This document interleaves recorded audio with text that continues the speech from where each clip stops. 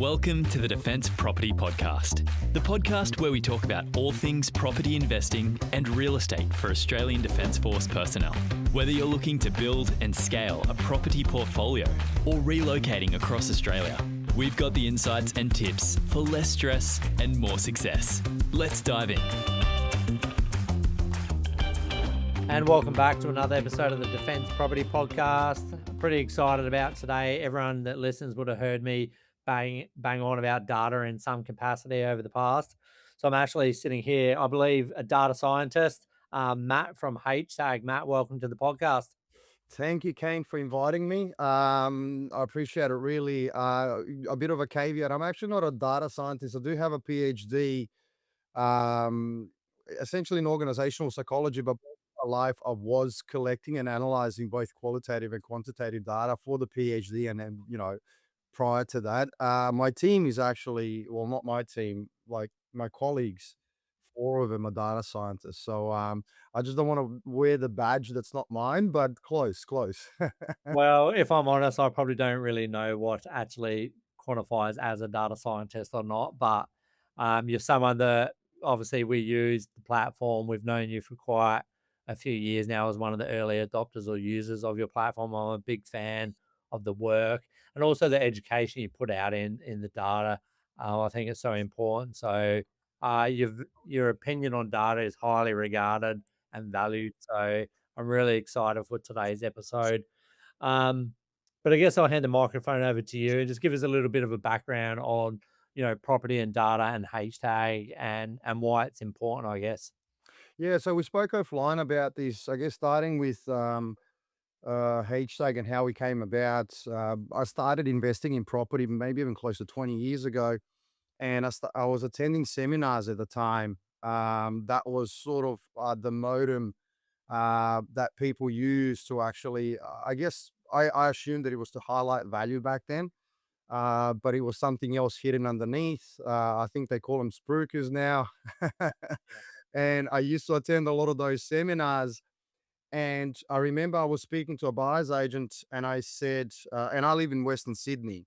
And at that time, Western Sydney was expanding. There was no mention of the airport, but you had on council websites where they have like the Southwest and Northwest growth corridors. I'm in Southwest.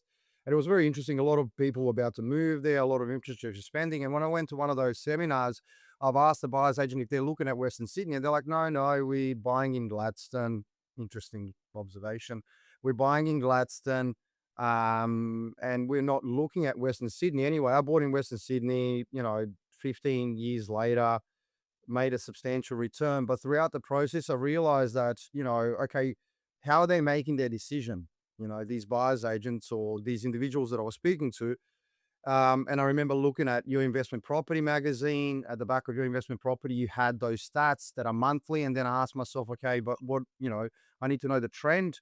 I know that what's happening current month, but I don't know. I don't have like a bird's eye view.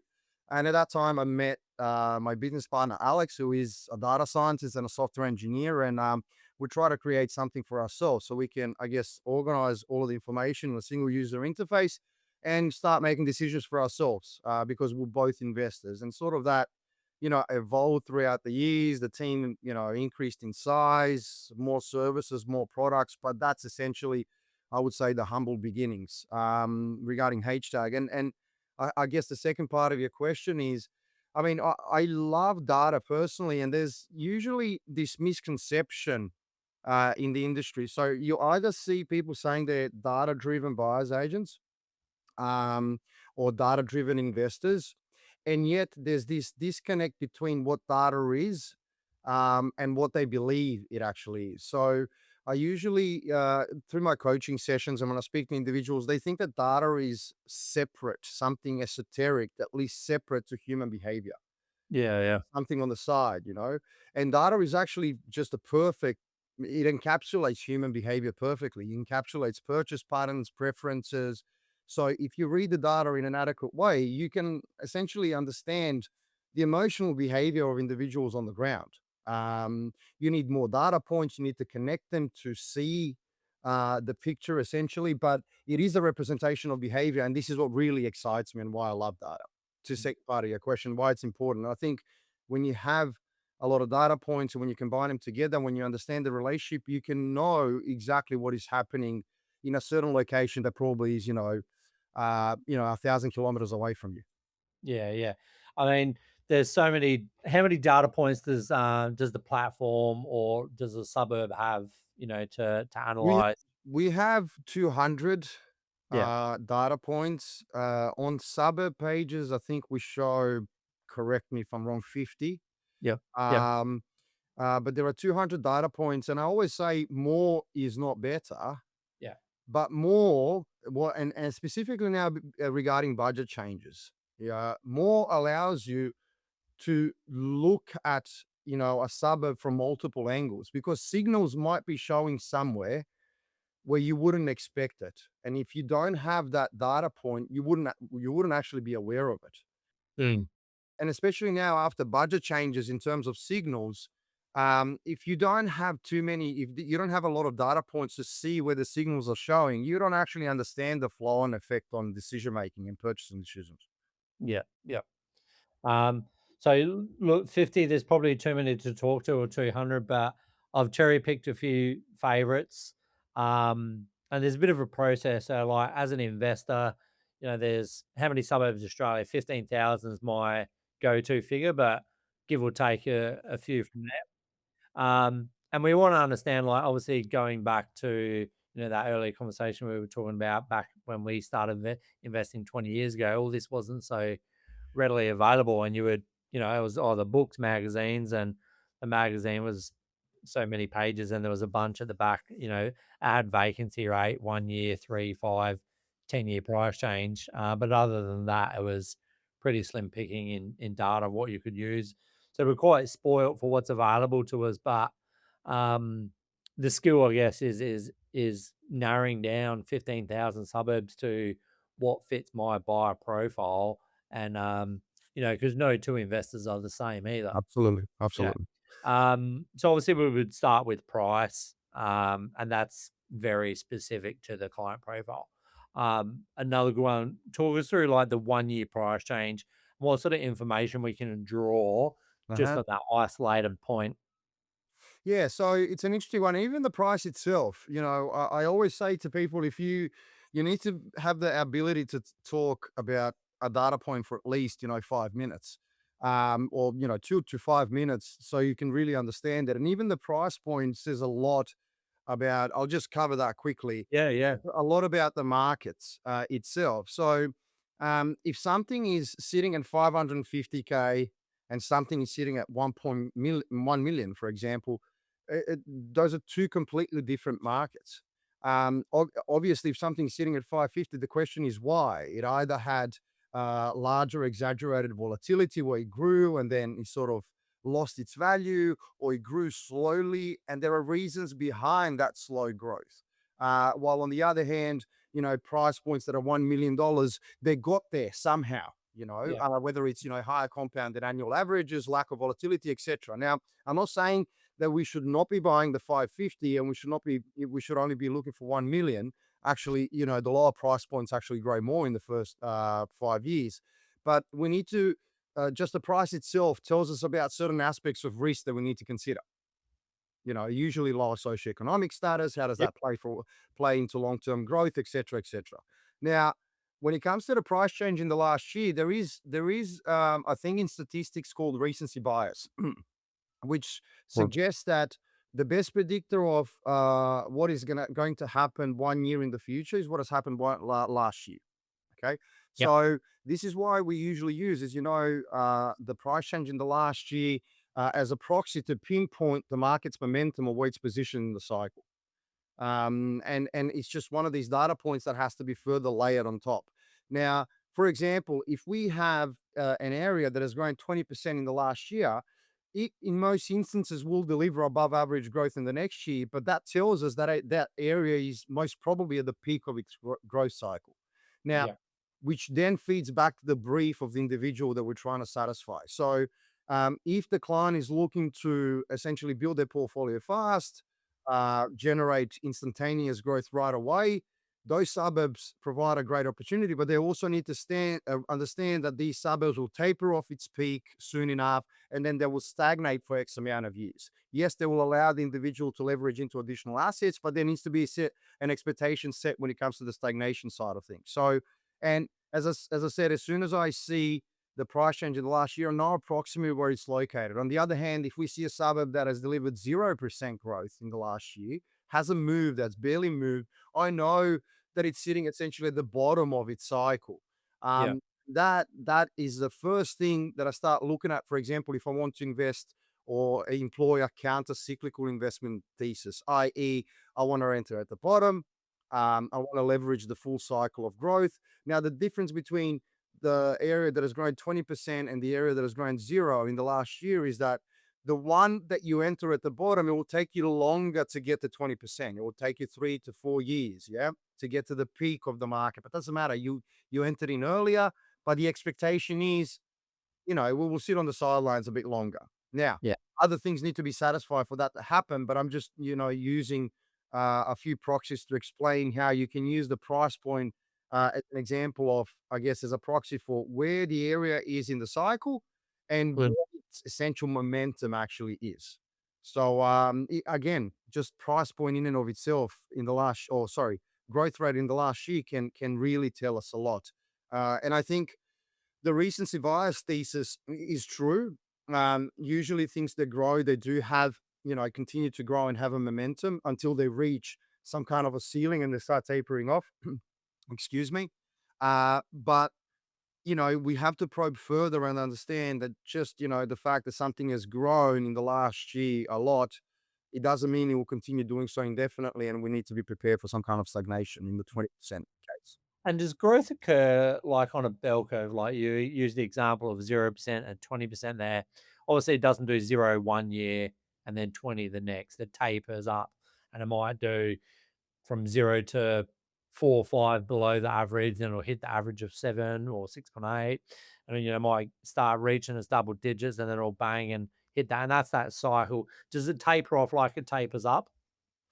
It does in most instances. I wouldn't say the momentum is exactly the same, but if we observe the growth rate cycle curve on the platform, Kane, so you usually see these even humps. Now, the separation between the humps, and by hump I mean peaks, yeah. So you have the peak. The separation between the peaks and the duration of the peak can vary, but usual deceleration happens within 2 years. Yeah, So gotcha. it takes about 2 years to reach a peak in most instances.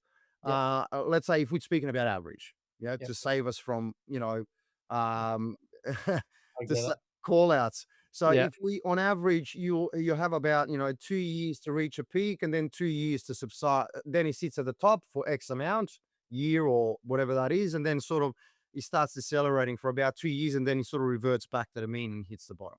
Yeah, gotcha, That's gotcha. what it means. It could be -5, it could be +3. Yeah. And as a buyer's agency, so we work with owner occupiers and investors.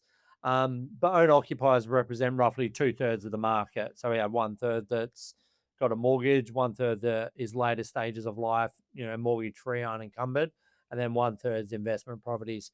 So one of my favorite points that I spend more time talking about is the affordability index.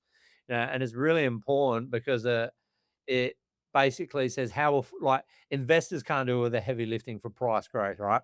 They need the work of the bulk of the market to do that price lifting, which is 66% of the market that own occupiers. And if those people can't afford, as in median household price, median household income, can't afford the local property, they're not going to be buying in. Essentially, I feel that growth stalls. So just talk us through that affordability index and how we can use it to compare a suburb on two different sides of the country. It's actually one of the most important metrics is what we call a level one hierarchy metric. It has one of the highest correlations to growth across multiple time frames. So that's 3, 6, 10, and above, which means that you can also frame it as a steam indicator.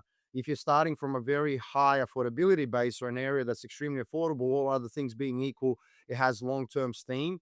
And I think we did a chart in Mastermind where we produced, and as you know, our affordability index is expressed as years to own, i.e., how many years on average does an average household need to pay off a mortgage within a particular suburb? And usually, areas that have 40 years to own or less, they've grown the most in 2025 for both units and houses. So, extremely important metric. And I mean, when it comes to just a common sense example, people buy where they can afford. And your example or your comment about owner occupiers is actually perfect. For exuberant price growth to occur, you need, owner occupiers and investors competing for the same asset, outpricing each other out of the market. But what is interesting is that the downside of the market is protected by the owner occupiers. So you owner occupiers, as you said, carry the brunt of the load of purchasing. And again, this is extremely important in today's environment where people are talking about budget changes. And what I find a little bit comical is that the structure of the market and what produces growth never changes. I mean, yes, budget might affect investors in some instances, but you still have owner occupiers participating in the market, and that's the large share of the market, with some exceptions. Let's say Darwin, for example. Yeah. So, affordability index is yeah, it's essentially if you have uh, a property that's extremely affordable for the income base and the socioeconomic base in that area, it just you know it's common sense to assume that people, they need a roof over their heads. They're going to start buying houses, and inadvertently they will compete for the same asset. And you usually see properties that are very affordable, and we'll probably talk about other metrics in more detail. Areas that are essentially very affordable, and you have on top layered supply scarcity.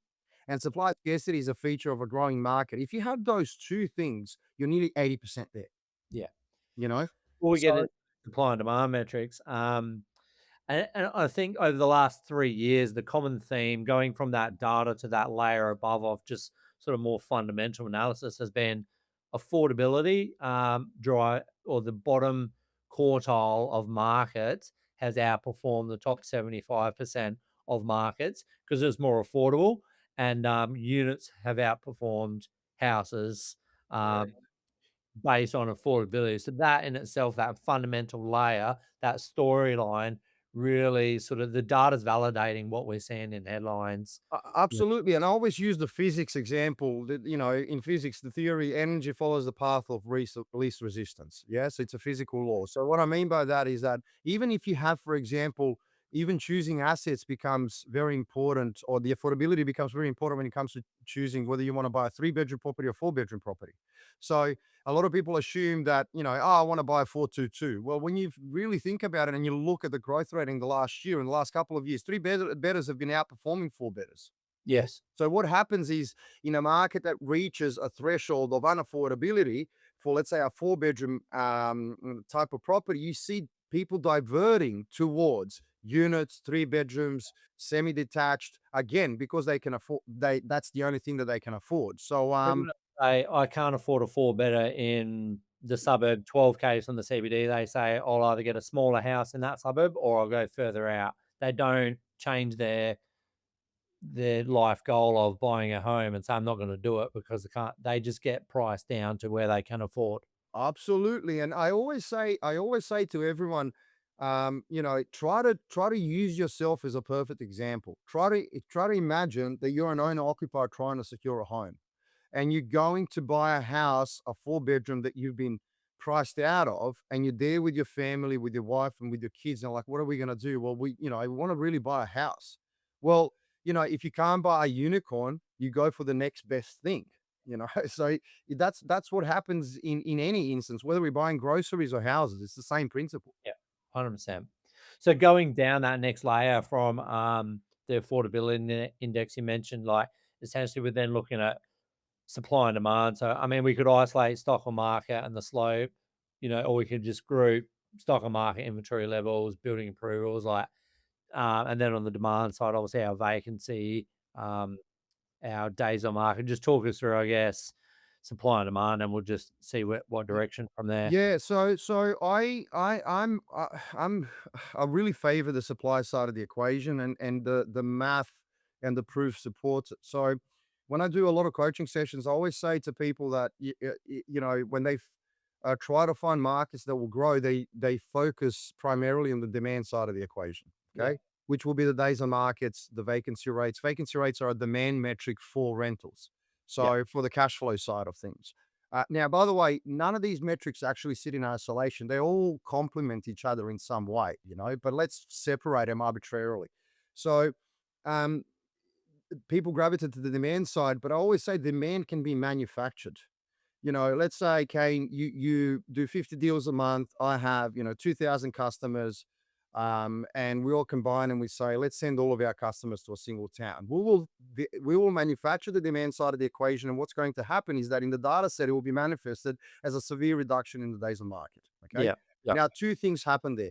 The first thing is we're still not going to see any growth if there's abundant supply in the market. Because in order for growth to occur, you need supply scarcity, increasing demand. That's economics 101. And secondly, whatever you manufacture artificially that goes up artificially, it also comes down. Yes. If you put everyone into the same market without actually understanding their brief, a large part of everyone, some of them will want to hold the asset 3 years, so they start selling in 3. Some of them in 5. Some of them in years. Some of them in 10 years. So you'll see them dropping like flies, disposing assets, increasing supply, which will then affect the price in the negative way. So in the same way that it went up, it will go down as well that fast. Yeah. Now, and this is why I go to the supply side of the equation first, and I say you first address in any form of research, you address where you can't control. Yeah. And you can't control the supply because I don't know, Kane, when you're going to sell your property, and you don't know when I will. And also the government, sorry, It just can't be manufactured. it can't be. I mean, developers manufacture the supply, but the bottleneck there is the government. Yes. So you can't control all of these things. So that's why you first address it. But what You is can't also manufacture supply in like Bondi Beach. exactly, sorry, yeah, exactly, yeah. So and supply scarcity is actually a feature, a very important feature of a market that lacks volatility. So what I mean by that, a market that has higher annual averages. Okay, Yes. usually markets that have persistent supply scarcity rarely go below zero into the negative territory. Yeah. And now, when it comes to the supply side of the equation, what is important is that you do address supply for multiple timeframes. So Yeah. you mentioned stock on market, inventory, building approvals, hold periods, and as well as the trends for all of those metrics. All of those metrics and their trends, they address a different time frame. So as a researcher, your main strategy should be to address supply now, to address the short-term supply, to address mid-term supply and long-term supply. And you Mm. do that by looking at stock on market currently, whether there's too much stock on market. Short-term supply, you would look at building approval ratio. If there's too many building approvals now, 2 years in the future, they'll become dwellings. Yeah. Yeah. Then midterm supply, you would look at trends for stock on market and inventory. And I always say it's actually very easy to predict market movements in property because property is an illiquid asset. And what that Yes. means is that it doesn't exchange hands on regular basis, such as other asset classes. I can buy shares, and trade it on a 15-minute chart that goes like that. Yeah. But when it comes to property, because it takes a long time to buy it, dispose it, and people hold it for long periods of time, trends are actually enduring and persistent. So if you have supply scarcity or stock on market and inventory trend that's been trending down for the last 5 years, you'll continue doing so to an extent. Let's cap it at 3, but even more Yeah. until it reverts to an equilibrium. So by addressing those long-term historical trends, you sort of know as well what's going to happen in the midterm in the future. And then long-term supply would be hold periods. If you have areas, and it's usually actually linked to industry centralization, and increased levels of volatility in price movements. But if you have areas that have, let's say, hold periods where every 4 years people dispose their assets, Mm. so, I mean, that means it's sort of missing the livability aspect of things because if I don't want to live in an area for 10 years, I have to ask myself why. If everyone on average moves out or sells every 4 years.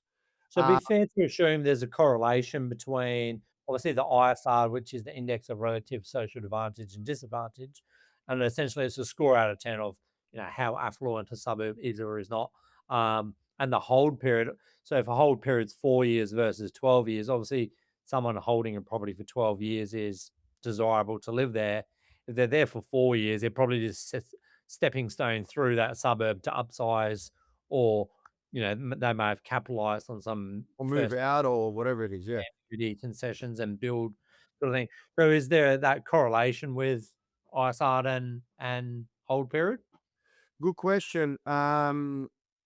Loosely, but not entirely? Loosely, yes, not entirely.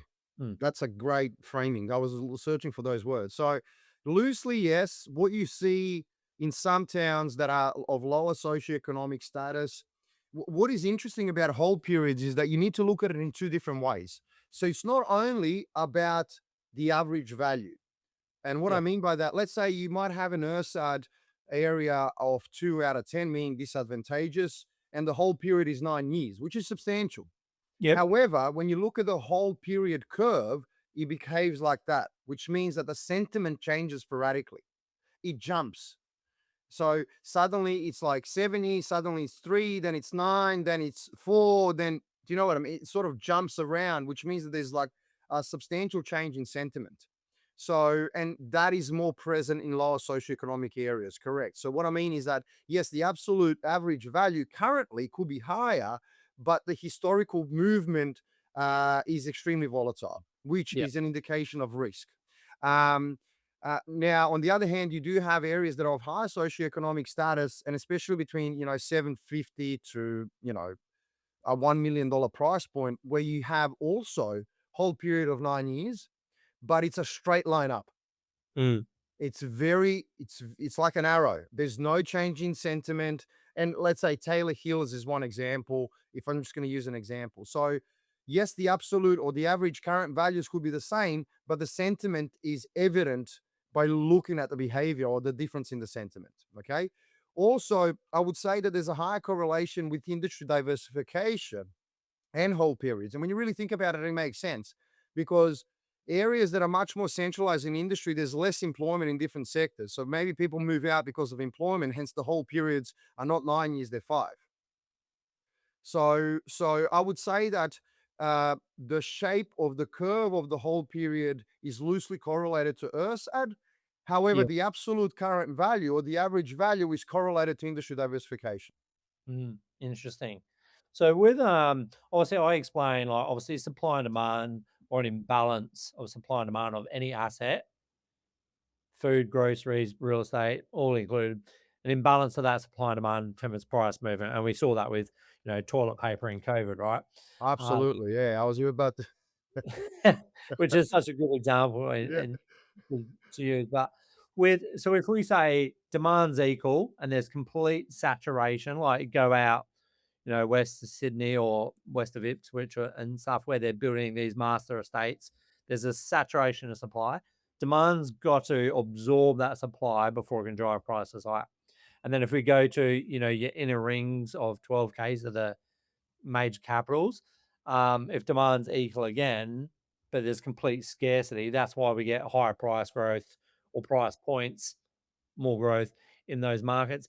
If a suburb has a 4-year hold period versus a 12-year hold period, but all other things equal, that's still more supply, isn't it? Because it's Correct. essentially 3 times in that Correct. example. Because Correct. it's selling, yeah, That's why whole periods is a supply metric. It's also livability metric, but it's a supply metric because of the disposal component. And coming back to your previous observation, it's a perfect analogy. Economics 101 is reducing supply, increasing demand leads to growth. And that is determined in cupcake industry, toilet paper industry, and in the toy industry, as well as, property. Wherever you look, that's how it works. yeah, So, um, and this is areas that, and building approvals is important, essentially areas that are saturated with supply. You need to extend the time frames much more to actually obtain the returns where that you would actually receive in a much shorter time frame in a supply restricted area. So you it's just, and it becomes a discussion about the budget as well. Going to, for example, new builds just because there is some budget changes actually push you in that direction, doesn't mean you actually have an asset that grows more in value. You can buy in areas where there's a lot of new estates coming in, and because of this oversupply, you need to wait a substantial amount of years for the absorption to occur to achieve the equilibrium in the market for then to see some growth. So if you are building your portfolio and you want to really map out when you're going to have your returns and how you're going to leverage into additional assets, you can't have this level of uncertainty where you're waiting on the sidelines for the absorption of supply. And supply is a feature, supply scarcity is a feature of a market that's positioned for growth. It is simple as that. Yeah. So yeah, you're right. I mean, and it's interesting with developers in general, So I work with a lot of developers, or HtAG works with a lot of developers, and only the savvy few also consider the market momentum Yeah. in terms of their velocities of sales. And you'll see a lot of developers overshooting and overbuilding in areas, assuming they're going to sell the actual stock. And what happens in that instance is that there's no people on the sidelines waiting to buy because there's just too much of it, and then the price drops. Yeah. And So also, if you're buying a new house land package in an area, where there is this saturation of supply we're talking about, and the whole period's 4 years, if you go to liquidate or sell your investment, you're competing with all that new stock that the developer still has, and you're never going to get your sale price because that absorption of the supply hasn't occurred. exactly, you will get the sale price, but Mm. you have to lower it. So you have to lower the set. If you're hell bent on disposing the asset because you need to in an area that has an oversaturation of supply plus a lower hold period, in order for you to sell, you have to lower the price, and this is how price decline actually occurs. You have to lower the price in order to dispose of the asset because there's too many other competing assets that are available on the market and not enough buyers. And I feel like over the last sort of 5 years, 6 years, like that post COVID, like there's been this rising tide that's lifted all ships, right? Where, a lot of people have potentially brought this house land package and said, oh, well, I still made money. But is it fair to just say, well, there was that additional supply of the fiat currency that the inflation occurred and everything's gone up in price from, our groceries, fuel is what causes inflation.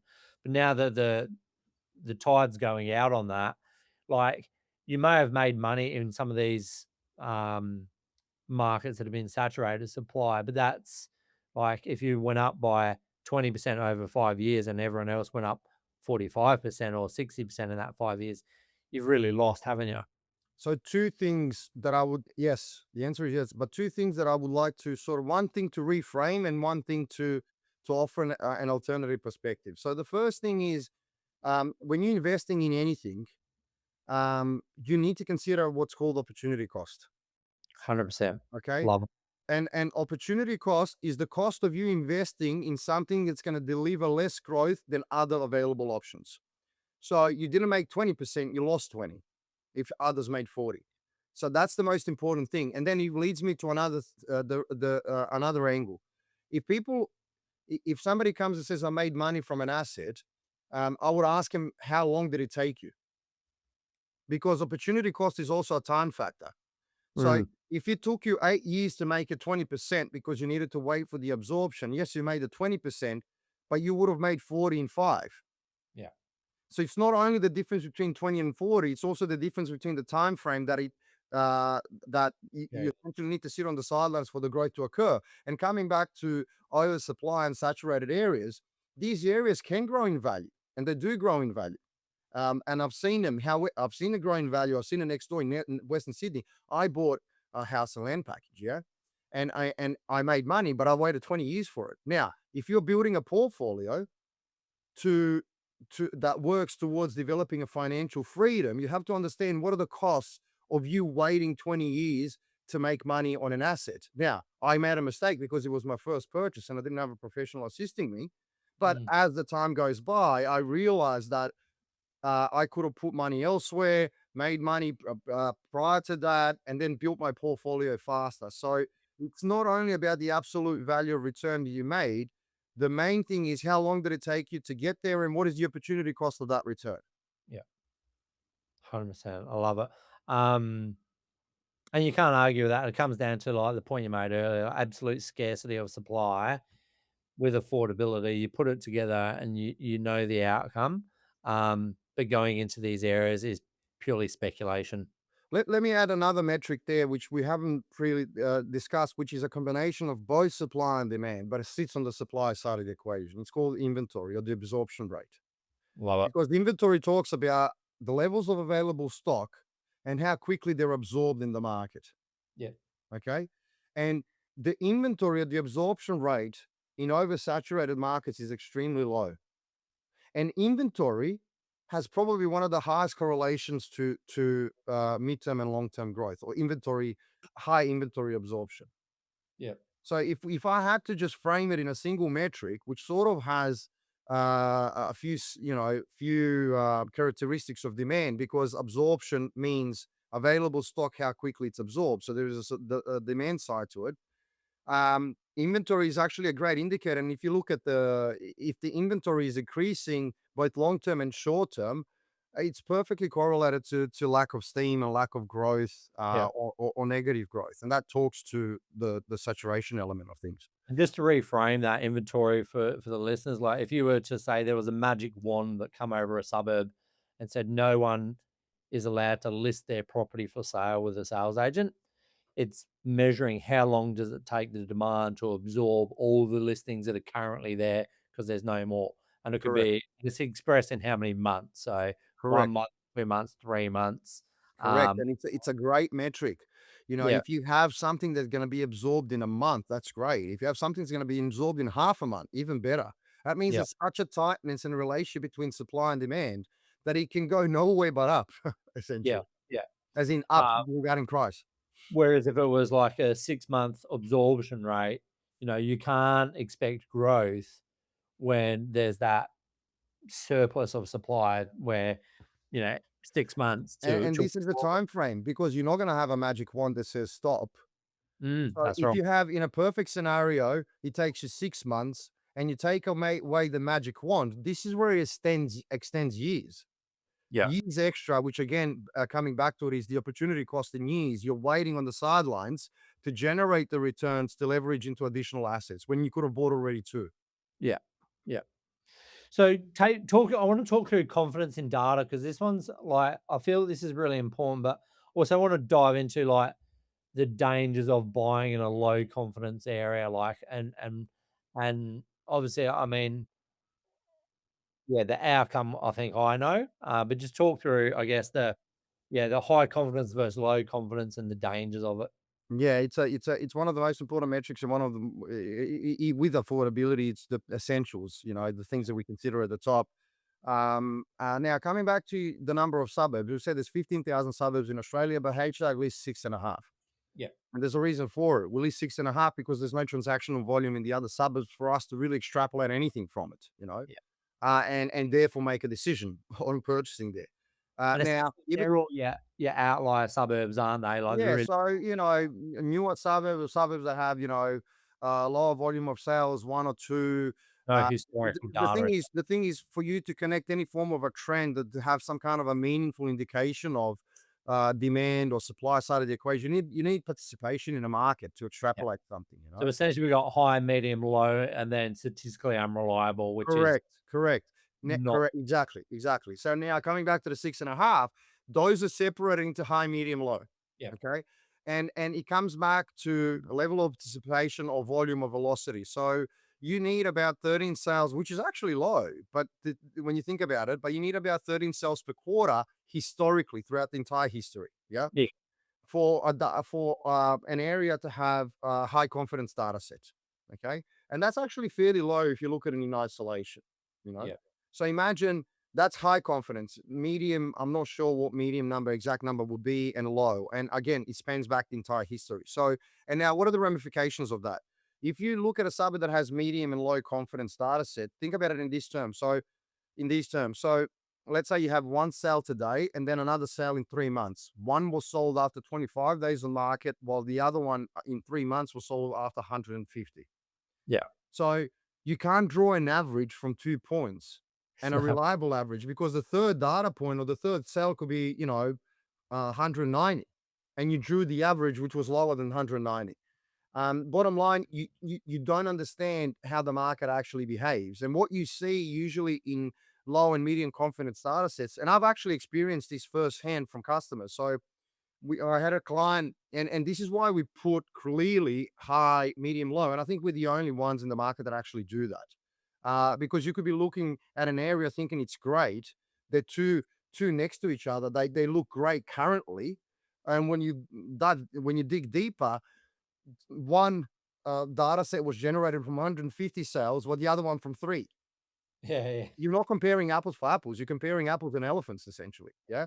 So, and I've seen firsthand the customer invest in a low confidence data set in a particular month, and they came to me 3 months later and said, "Matt, the suburb page looks completely different because it just shifted completely because of the outliers and something that came in." Yeah. And I looked at it and I go, "Well, you invest in a low confidence data set, which means that trends oscillate and shift phenomenally in short time span, whether it's 3 months or 6 months. So it's extremely dangerous. From the investment perspective, um, investing is a game of eliminating uncertainty.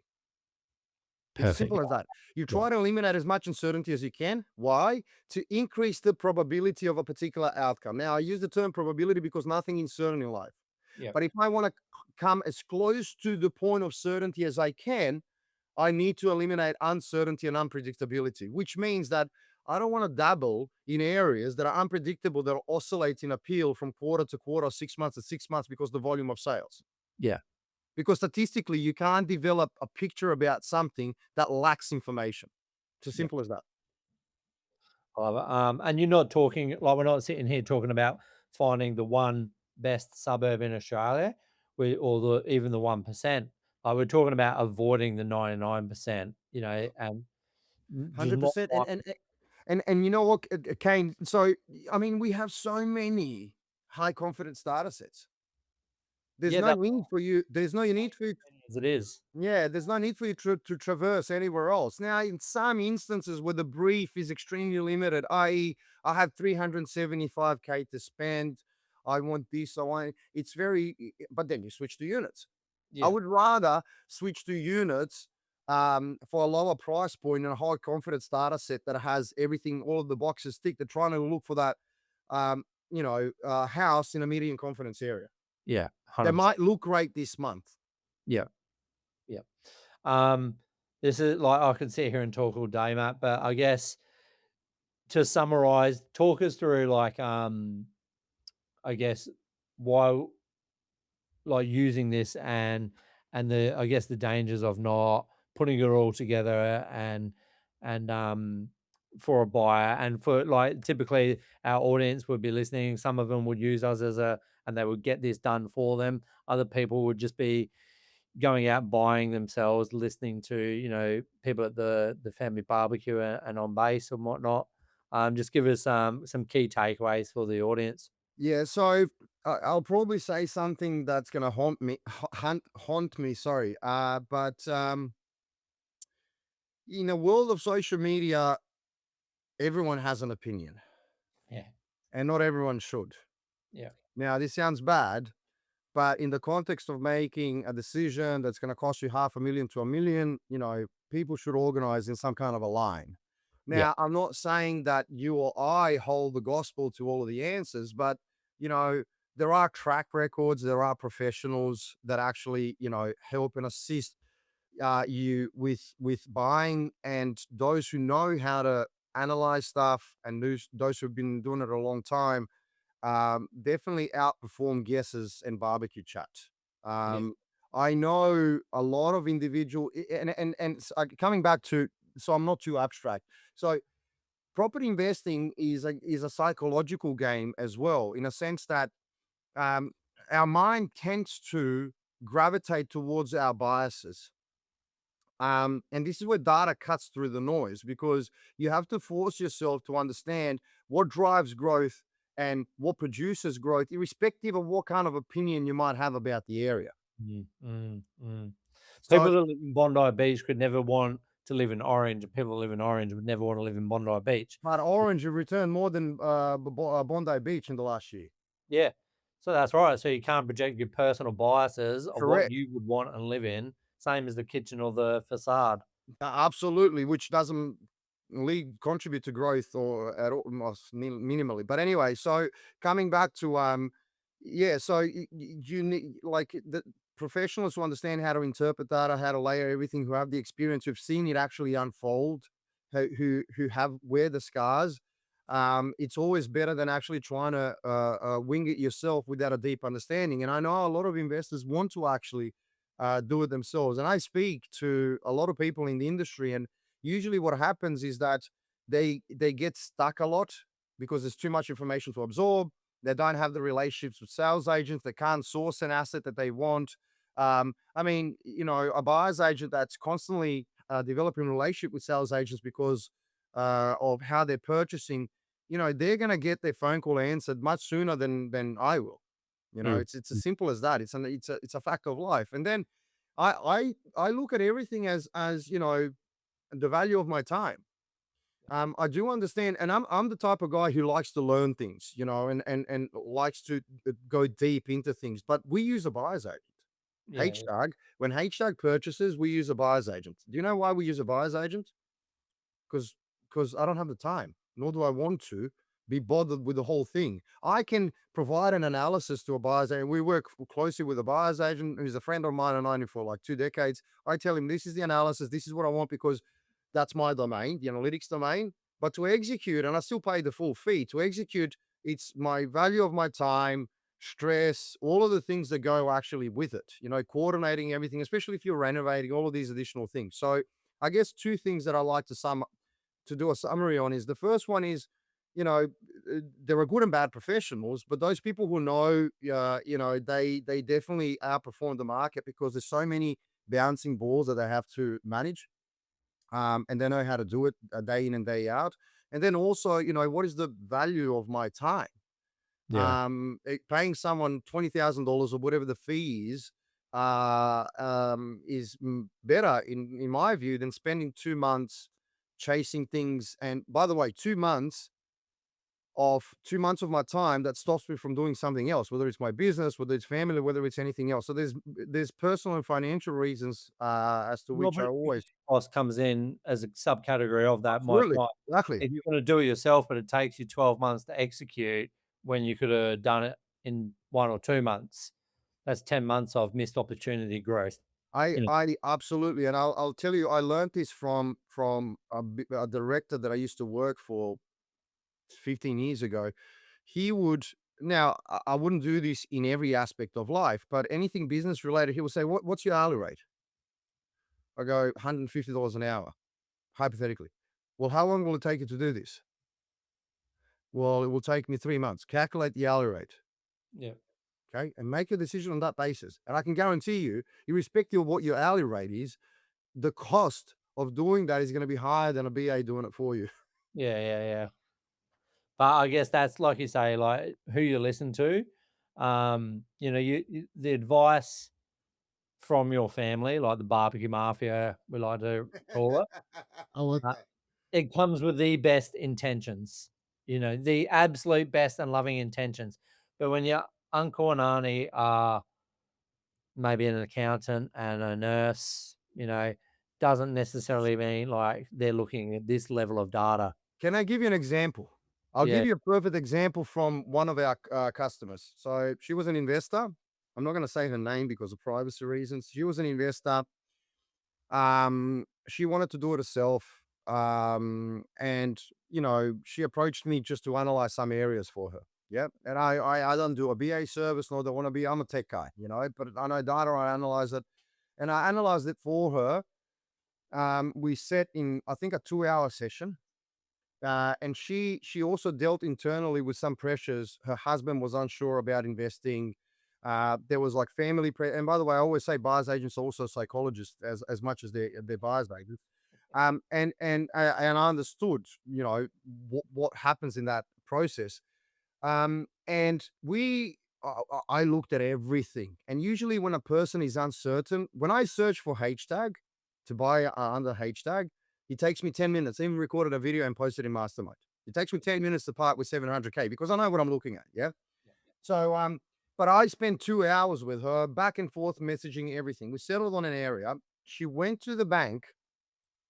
She went to the bank to ask for a loan. I don't even know why she did that. Well, she didn't have a mortgage broker. I don't know what happened there. She went to the bank and either it wasn't a teller, maybe it was a manager, maybe it was a relationship manager, whoever it is, you know. She said the area where she was buying, and the relationship manager said, "Why are you buying there? Oh, Why are you buying there? Why would you buy there?" Again, this is the bias. This is the, you know. personal bias, like, Anyway, understand. she came back, she was panicking because her husband was with her. Her husband was with her, and because he was on the fence already, he's like, where are you spending our money? Where are you putting us? What are you doing?" She came back, "Matt, this bank employee said to me that, why am I buying here?" Obviously, I lost my shit, because it really pisses me off. First, I lost my shit at her as well. I go, hold on. We spent 2 hours, and see, this is the psychology and the uncertainty. By the way, I understand her. She needs to part way with 600K. But you go through two hours, dot the I's and cross the T's, the level of analysis that nobody would do for you. You go to someone, somebody throws some kind of a comment, and he puts you on the fence. By the way, she bought, she already, I think, made 200K from the asset. This was a year and a half to 2 years ago. Yeah, which Okay. would be higher than her annual income. She exactly. She Mm. bought she And the made bank already that told her not to. she actually now wants to buy again. So Yeah, true story. And by the way, this story I shared in community. I shared screenshots. People know in mastermind community. So this is not me using just the perfect situation. True story, but it's a perfect example of the barbecue mafia. yeah, yeah, yeah. I'm actually an aspiring new golfer, right? And I'm pretty shocking. And I own it, but I've got a coach and I'm getting lessons. Anyway, I was playing with a group of lads once, and there was this fella I didn't know. And after I had my shot, he goes, "How come you're standing like this and you're doing that?" And I sort of just looked at him and said, "Oh, where do you coach at?" And he's like, "Oh, I don't." Off you trot, mate. Do you know what I mean? You're not if That, you're not a golf coach, you don't coach someone to play golf. You're not a yeah. property expert or a And market. then this is why I said about social media and everyone has an opinion. It's actually dangerous because people now compete with, I made this much return. This is a great area. This is that, you know. And what people need to understand is that a lot of that is actually marketing. It's Yeah. not highlighting skill sets, you know. So there's so many dimensions there. And I guess if you find the right professional, and by the way, you can't hide anywhere as a professional. Mm, mm. You know, 2 years later or 4 years later, people will know what you did. Yeah. Do you know what I mean? So you actually can't hide anywhere. So yeah, I think it's dangerous. Not only internal inner bias about areas, i.e., person from Bondi buying in Orange when Yeah, they actually should, hypothetically. Um, so the internal bias, but then also carrying the bias of everyone else with their own opinion, because everyone wants to know something and everyone has an opinion, especially for property in Australia. That's like bread and butter, you know. and finally, the professional make sure they're acting in your best interest. You I know, think I think you see that right. I don't know. I think you see that right away. Oh, absolutely. I mean, it's out there like these house of land and off the plan purchases with 40, $70,000 commissions in them, not really acting in the buyer's best interest. They're just selling that product to you because they're yeah, getting paid from someone else. yeah. I guess we have to understand. You're right. I guess there needs to be some knowledge about how things work. Yeah. I mean, a lot of people might not know that, you know, the house and land package person that sells the house and land package is getting a 40K deal cut to sell that house. Yeah. So what is their incentive? Their incentive is to sell the house. Um, That's right. not They're not not looking to at make this level of data because they who don't who care where it is. who are they working for is Yeah. my question. That's right. So these things essentially must be known before you commit to anything. 100%. Well, that's a good note to wrap it up because we could be here all evening. Yeah, I love this stuff. Apparently, there's a footy game on tonight. That's right, mate. State of origin, is it? State of Origin tonight, so we are recording on game two. So this will probably be out closer to somewhere in between game two and game three. Um, I was offered tickets to go. It's in Melbourne, yeah. yeah, Melbourne this week. Yeah, I was offered tickets to go, but I couldn't go. I had the kids. Two spare tickets were floating around. It's too late now, but you should have Sure. done this sooner. Maybe there were some takers. Very good, mate. Well, I appreciate you jumping on the podcast. Look, so many value bombs in there. I'm keen to do this again. Get you on every second month, quarter, whatever it is. Whatever you like, Uh, man. I'm always available. I love this Always stuff, and I would really love appreciate the invite. Excellent. Thanks so much for your time. Cheers, man. Thanks.